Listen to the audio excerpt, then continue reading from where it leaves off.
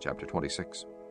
And the Ziphites came unto Saul to Gibeah, saying, Doth not David hide himself in the hill of Achilah, which is before Jeshimon? Then Saul arose and went down to the wilderness of Ziph, having 3,000 chosen men of Israel with him, to seek David in the wilderness of Ziph. And Saul pitched in the hill of Hachilah, which is before Jeshimon, by the way. But David abode in the wilderness, and he saw that Saul came after him into the wilderness. David therefore sent out spies, and understood that Saul was come in very deed. And David arose and came to the place where Saul had pitched, and David beheld the place where Saul lay. And Abner, the son of Ner, the captain of his host, and Saul lay in the trench, and the people pitched round about him. Then answered David and said to Ahimelech the Hittite, and to Abishai the son of Zeruiah, brother to Joab, saying, Who will go down with me to Saul, to the camp? And Abishai said, I will go down with thee. So David and Abishai came to the people by night.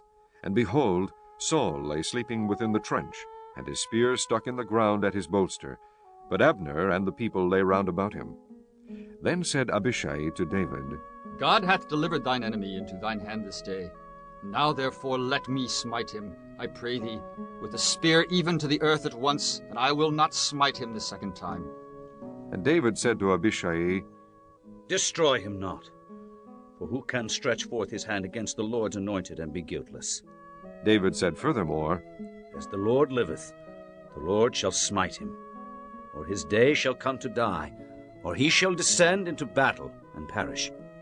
The Lord forbid that I should stretch forth mine hand against the Lord's anointed. But I pray thee, take thou now the spear that is at his bolster, and the cruse of water, and let us go. So David took the spear and the cruse of water from Saul's bolster, and they gat them away, and no man saw it, nor knew it, neither awaked. For they were all asleep, because a deep sleep from the Lord was fallen upon them. Then David went over to the other side, and stood on the top of an hill afar off, a great space being between them. And David cried to the people and to Abner the son of Ner, saying, Answerest thou not, Abner? Then Abner answered and said, Who art thou that criest to the king? And David said to Abner, Art not thou a valiant man? And who is like to thee in Israel? Wherefore then hast thou not kept thy lord the king? For there came one of the people in to destroy the king thy lord. This thing is not good that thou hast done. As the Lord liveth, ye are worthy to die, because ye have not kept your master the Lord's anointed. And now see where the king's spear is, and the cruse of water that was at his bolster. And Saul knew David's voice, and said, Is this thy voice, my son David?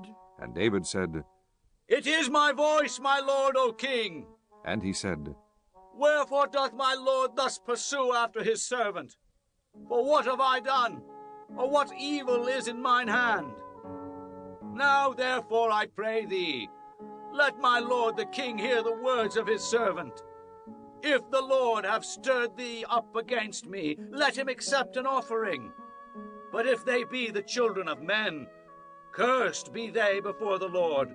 For they have driven me out this day from abiding in the inheritance of the Lord, saying, Go serve other gods. Now therefore let not my blood fall to the earth before the face of the Lord. For the king of Israel is come out to seek a flea, as when one doth hunt a partridge in the mountains. Then Saul said, I have sinned. Return, my son David, for I will no more do thee harm, because my soul was precious in thine eyes this day. Behold, I have played the fool, and have erred exceedingly. And David answered and said, Behold the king's spear, and let one of the young men come over and fetch it. The Lord render to every man his righteousness and his faithfulness. For the Lord delivered thee into my hand today, but I would not stretch forth mine hand against the Lord's anointed. And behold, as thy life was much set by this day in mine eyes, so let my life be much set by in the eyes of the Lord, and let him deliver me out of all tribulation. Then Saul said to David, Blessed be thou, my son David. Thou shalt both do great things, and also shalt still prevail. So David went on his way, and Saul returned to his place.